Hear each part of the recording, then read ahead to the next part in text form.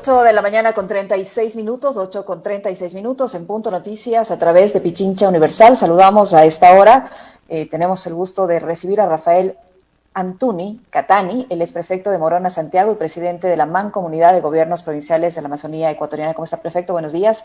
Gracias por acompañarnos y le saludamos a Alexis Moncayo, quien le habla, Licenia Espinel. ¿Se está o no cumpliendo la ley de la circunscripción territorial amazónica? ¿Cómo está el tema de las asignaciones, por ejemplo, a su prefectura? ¿Ocurre lo mismo que con los demás gobiernos autónomos descentralizados a los que el gobierno nacional adeuda la transferencia de recursos y esto ha generado un sinnúmero de complicaciones? ¿Cómo está la situación en su provincia? Buenos días, bienvenido. Buenos días, gracias por esta oportunidad. Saludos de igual forma desde Macas, Morona, Santiago, Amazonía Ecuatoriana. Sí tenemos una ley orgánica de circunscripción territorial especial amazónica, lo cual hemos considerado como una ley especial. Después de Galápagos es la Amazonía, a quien nos toca cuidarla para que exista su biodiversidad, que exista servicios básicos para la ciudadanía que todavía vive en la selva, pero tenemos mucha riqueza.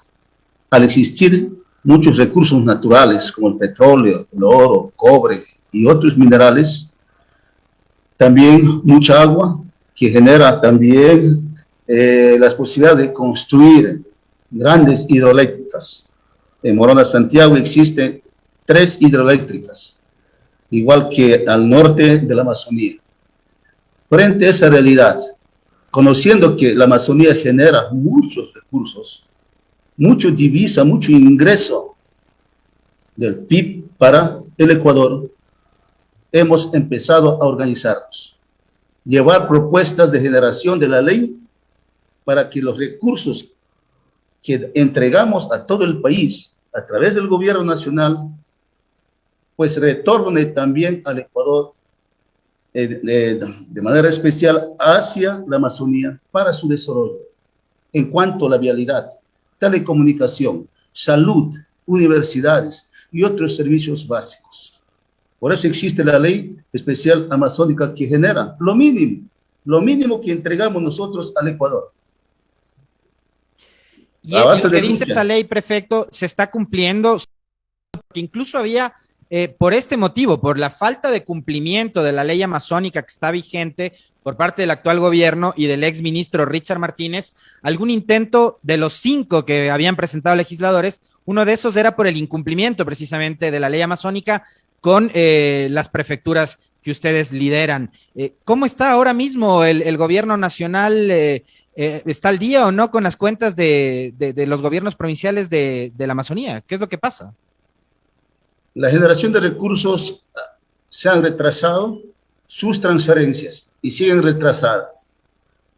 Alrededor de 210 millones de dólares a todos los niveles de gobierno de la Amazonía no están cumplidas. En el intermedio existe un acuerdo de transferir en forma programada, en forma regulada, las transferencias, pero son mínimas.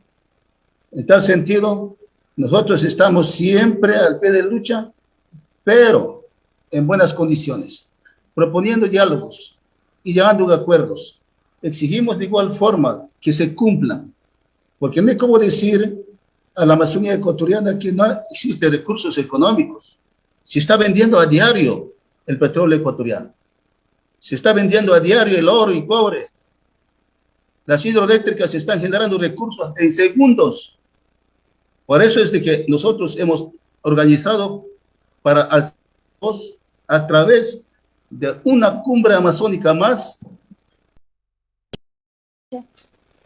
No nos han confirmado todavía, y si no nos confirman, nosotros no podemos exigirlas tampoco, porque es ellos quienes están en este momento de candidatos y necesitan votos inclusive de todos los amazónicos y ecuatorianos. Y tienen que pronunciarse frente a esta realidad, esas necesidades que nosotros estamos mencionando. En tal sentido, esperamos de que si llegan, que no vengan a hacer proselitismo político, sino que vengan a escuchar y sí podemos darles minutos para que nos den de respuesta su mirada para el futuro sobre la explotación de minas y los contratos existentes para aprovechar libremente todas las concesiones que en este momento están realizadas en la Amazonía ecuatoriana, para cobres, aprovechamiento del agua, aprovechamiento del petróleo. ¿Y qué piensa el señor presidente frente a esos contratos que en este momento están estrellando material en bruto y lo llevan a Puerto Bolívar de no sé dónde llevan? ¿Y quién cuantifica cuántos metros cúbicos llevan de oro, de cobre y otros minerales? Está especificado en los contratos solo de oro y de cobre. Y el resto de materiales, ¿quién sabe cuántos metros cúbicos o de libras lo llevan? Eso también hay que cuantificar. Hay que revisar los contratos. Por eso la Amazonía está atenta en este momento, como siempre. Si nosotros, a base de lucha, no hubiéramos propuesto la generación de la ley especial amazónica, nosotros no recibiríamos nada.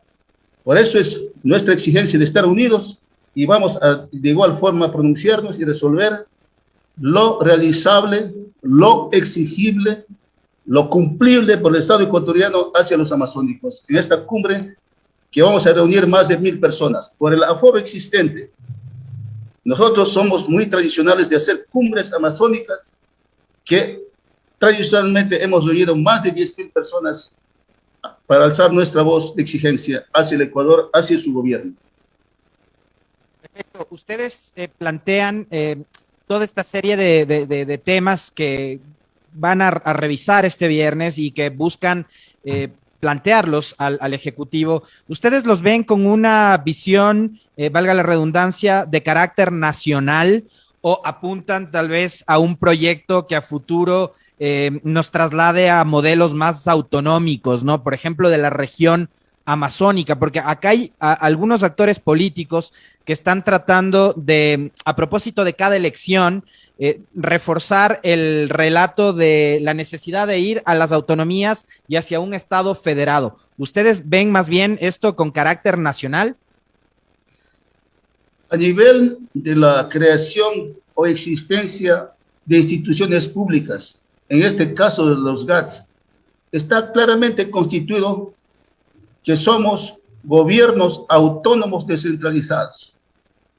No estamos queriendo pensar de ser autónomos independientes, sino estar dentro de esta estructura del gobierno que tiene conectividad las prefecturas, las alcaldías, que se aumente a través de las leyes más recursos para la Amazonía ecuatoriana, porque existen todavía pueblos y nacionalidades no contactadas que no tienen nada. Puentes de conectividad hacia la frontera con Perú, asfaltados las vías, no lo existen. Lo mínimo que nosotros hacemos, los esfuerzos necesarios, podemos ver kilómetros en cada año, pero son tanta necesidad de tener maquinaria, mantener todo ese presupuesto para compra de material asfáltico. Entonces, sí necesitamos una distribución, no vamos a decir igualitaria, pero que sea más justo para el desarrollo amazónico.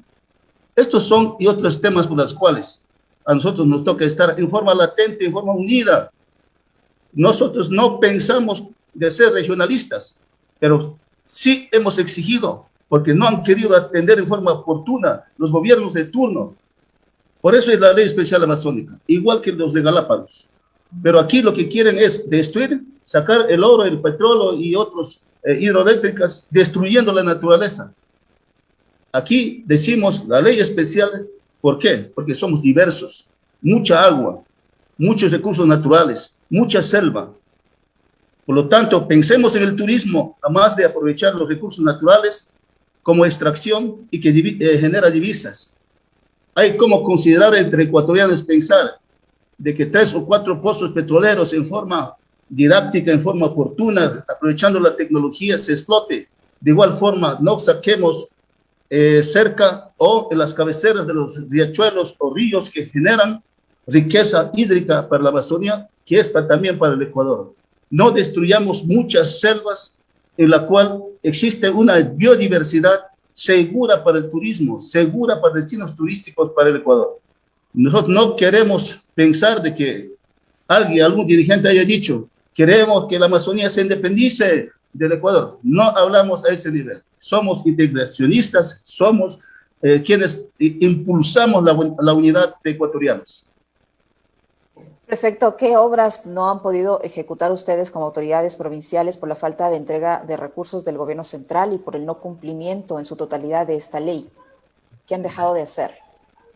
En primer lugar, la universidad. En forma coordinada con los hospitales o el Ministerio de Salud. Si construyen una infraestructura, hay que equiparlas. Si se equipa, hay que entregar profesionales que utilicen de muy buena manera y presten servicios en salud a los ciudadanos. Y no existe ese tipo de equipamientos. Falta de ambulancias. A nosotros como GAT provinciales de Morona Santiago nos han exigido participación. ¿Quiénes nos han exigido la necesidad de atender a nuestra gente, por ejemplo, en tiempo de la pandemia? ¿Qué es lo que hemos hecho nosotros en los GATs cantonales, provinciales, inclusive parroquiales? Comprar insumos, equipos, en forma coordinada con el Ministerio de Salud. Estas y otras necesidades nos permite prácticamente atender a la salud y tal vez olvidarnos de la adquisición de maquinaria, adquisición de material asfáltico para construir tanta necesidad de asfaltar las vías en todos los niveles de gobierno, en los lugares de que necesita la conectividad. En tal sentido, falta asfaltado de las vías, construcción de puentes importantes hacia la frontera con Perú. Solo pensamos construir un puente, utilizando puente Baile en tiempo de guerra, después se retira. No está bien así entre ecuatorianos. Por eso es que el tema de la conectividad, prefecto, a propósito de la pandemia, de lo que ha provocado la cuarentena, el aislamiento, encerrarnos en casa, los chicos no pueden estudiar, muchos otros hemos tenido que adaptarnos al teletrabajo. ¿Cómo está el tema de la conectividad en su provincia? La conectividad tiene muchas dificultades. Las escuelas, la mayoría en la Amazonía ecuatoriana, en mi provincia, están en las áreas rurales, donde que no existe siquiera una antena repetidora para nosotros instalar allí equipos que permitan la conectividad y atender las clases, participar en forma virtual y recibir sus clases y ganar su año de estudio. Tanta dificultad que tenemos. No hay equipos suficientes en la Amazonía para poder decir de que existe una conectividad también en las partes fronterizas, no lo existe. Por eso es la exigencia. Desde la troncal amazónica del norte hacia el sur, usted podrá pasar por esa vía y no tendrá conectividad.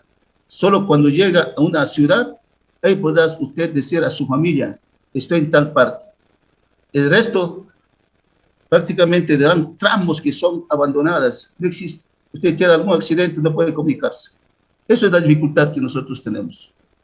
Prefecto, usted señaló que muchos de los recursos o de los pocos recursos que disponen han tenido que destinarlos a la atención de la crisis sanitaria. ¿Cómo está la situación sanitaria generada por el COVID-19 en su provincia y llegaron ya o no vacunas a su jurisdicción? Hasta este momento nosotros hemos escuchado que ha llegado una vacuna para un funcionario público. ¿Una vacuna? No existe una vacuna. En tal sentido, es una preocupación muy grande. Por eso es que desde agrupación Congope, desde las prefecturas y también las alcaldías, se está proponiendo al Estado ecuatoriano, su gobierno, al ministerio, que coordine con nosotros, que nos digan dónde podemos adquirir, qué tipo de vacunas nos tocaría adquirir. Por eso es que nosotros estamos proponiendo al Banco de Desarrollo que nos asigne un presupuesto de las utilidades que llegan para las obras. Nosotros destinar esos recursos para la adquisición de las vacunas. Pero no podemos nosotros directamente adquirir en cualquier farmacia o cualquier país y tratar de traer las vacunas mientras no nos entreguen las especificaciones técnicas. En tiempo de pandemia nosotros encontramos muchos problemas. Solamente de mascarillas, unos de una marca, su costo, otras de otra marca, su costo. Se generalizó de que había la adquisición de esas mascarillas, su sobreprecio, lo cual el ministerio como tal no nos dio especificaciones técnicas, cuáles sí y cuáles no. Este tipo de inconvenientes nos toca resolverlas. Nosotros, desde nuestros espacios, estamos predispuestos a asignar presupuesto para adquirir las vacunas. Esto es lo que podemos manifestar hasta este momento, pero no existe coordinación, no existe llamamientos como para decir, señores, conversemos desde el ministerio. El señor ministro tiene que llamarnos a nosotros o a través de Congope, sus dirigentes, nuestros dirigentes, adquieran este tipo de vacunas, porque nosotros tenemos contacto con tales y cuales farmacias o instituciones de sanidad en el mundo que nos ofrecen. Falta esas especificaciones técnicas y acuerdos. Perfecto. ¿Cuál es su evaluación con respecto del rol de Lenín Moreno al frente del Estado, más allá de toda la negativa y cómo les ha dado la espalda a los gobiernos autónomos descentralizados? Me refiero en general a prefecturas, a municipios y a gobiernos parroquiales. Más allá de todo lo que dejó octubre del 2019 también, ¿cómo evalúa usted al gobierno de Lenín Moreno? Sobre la ley o acuerdos presidenciales que puso en funcionamiento en el Estado ecuatoriano, no estábamos de acuerdo en el alza de combustible, no hemos estado de acuerdo de quitar los subsidios, no hemos querido confrontaciones, pero han permitido, porque no hablamos la verdad. Se dialoga con diferentes sectores, pero no se atiende también otros sectores en los cuales proponen alternativas. En cuanto no exista ese entendimiento, se genera distanciamiento, inclusive malestares. Es lo que ha ocurrido. Pero en gran parte de la administración de este presidente, Lenín Moreno, yo he visto de que ha existido paz después de octubre. Ha habido, sí, cumplimiento en lo mínimo hacia las transferencias de recursos en los gobiernos descentralizados del país. Hemos entendido de igual forma que nos ha atacado a todos los niveles de gobierno, inclusive el gobierno central, la pandemia. Cayó los precios del petróleo. Allí hemos sido tan conscientes de nosotros decir, 2 meses se vendió a 8 centavos. ¿Cómo nosotros podemos decir de que los transfieran todos los recursos que se podía pensar de que generaba recursos, sí, para nosotros? Hemos dialogado de que los dineros que existan en el Banco de Desarrollo, que existan en CTA, los ahorros existentes se piensen en créditos. Y así hemos logrado créditos en el Banco de Desarrollo. Estamos proponiendo de igual forma las utilidades nos asignen para nosotros adquirir las vacunas. Sí nos han atendido. No hemos paralizado nosotros como GAT provincial, en este caso de Morona Santiago. Hemos adquirido maquinaria, compramos material asfáltico, pero en lo mínimo, pero estamos casi paralizados por falta de transferencia de recursos para combustible. Eso no puede ser. Por eso es importante a nosotros decir de que realmente no haber existido paralización, ha llegado a acuerdos, aunque sea lo mínimo, sí ha habido el entendimiento necesario, que debía ser mucho mejor, pero en intermedio ha estado la pandemia, lo cual es comprensible. Muchísimas gracias, prefecto, por el tiempo y por la información que nos ha proporcionado durante esta entrevista. El prefecto de Morona Santiago y presidente de la Mancomunidad de Gobiernos Provinciales de la Amazonía Ecuatoriana, Rafael Antuny Catani, que ha estado con nosotros. Gracias, prefecto. Muy amable. Gracias.